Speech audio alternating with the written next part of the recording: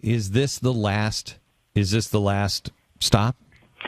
No, I mean, whether we win or lose on this, and I don't think we have the votes ultimately to win on this, but whether we win or lose on this, we will continue to stand on principle against Obamacare.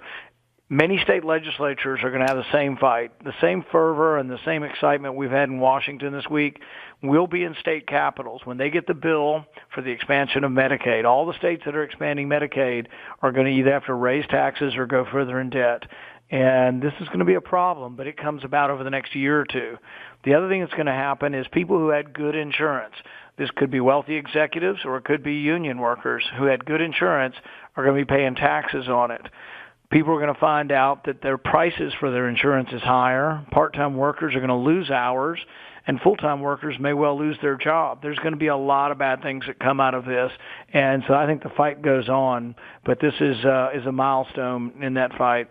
So there was a tweet yesterday from NBC News, and I want to read it to you and get your comment. NBC News has learned, while Senator Rand Paul does not expect to speak publicly about his opposition to Cruz's tactic, Paul sided with Mitch McConnell.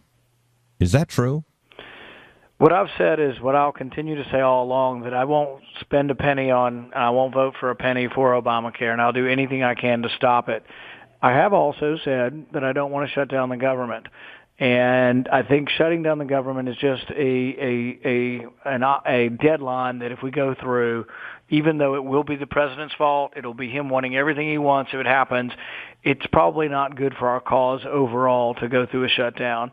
And so I have some mixed feelings as to how this all turns out. I don't want to fund Obamacare, but I also think that for us to win and take over the Senate or the White House, it isn't in our best interest to be perceived or accused of shutting down government. But you're going to be accused of, look what you're accused of. I've been accused of my fair share of things. That's right. You're going to be accused. We can't live in a world where we're afraid of what the accusations are going to be, because it doesn't matter. That's Mitch McConnell and John McCain kind of thinking that gets right. John McCain's worse. I guess my point is that if we're willing to do it, what we have to do is be willing to go through the deadline. And the only way leverage or our poker hand holds any value or power is that people do believe we'd go through the deadline.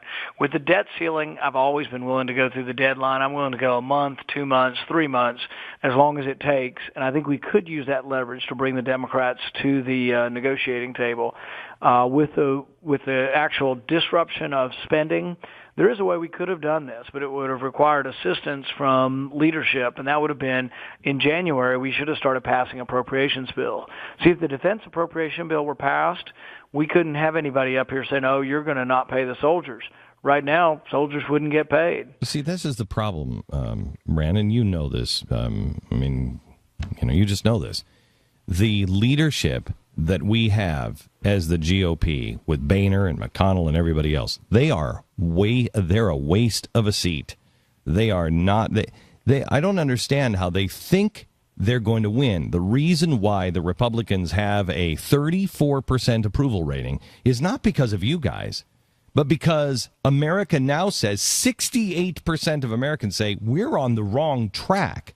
And what Mitch McConnell is giving them is the same track, different speed. They don't want to be on this track anymore. Well, I think the vast majority of people are with us on, defunding Obamacare, getting rid of, stopping Obamacare, and the fight is worth having. This is the time to have the fight. And so I'm going to keep doing what I can to stoke the flame, stoke the fire, and to say, this is bad, that coercion is bad, that mandates are bad, that the hundreds of mandates that run throughout Obamacare are not consistent with our American ideals, not consistent with the American concept of freedom of choice, of voluntarism. And I think we should have that debate and put it in stark terms, because the bottom line is there'll be one or two choices on these exchanges. And right now you have hundreds of choices. If I want to choose a high deductible plan and a health savings account, I can do it. That will not be offered to me under these exchanges. Anything you're comfortable about sharing about the whip process going on behind closed doors? Yesterday there was a bright report out that Mitch McConnell and John Cornyn were looking for votes against Cruz. In effect, is the GOP trying to make sure that the funding goes through? No, I think the caucus is unified against Obamacare. I mean, I truly do. I think there are some differences on how we best should do it, and I think they're honest differences, to tell you the truth. But I think the caucus, and where I think it is a little bit unfair on some of the criticism, for example, Senator Barrasso, the MD, has fought Obamacare like nobody else, puts out information every week on it, has always voted to defund it. It's a little unfair, really, to say that if he's unwilling to filibuster a bill that he actually agrees with, that he's opposed to Obamacare. And so I think that really some of the tactics aren't necessarily fair. And I think that our caucus is unified.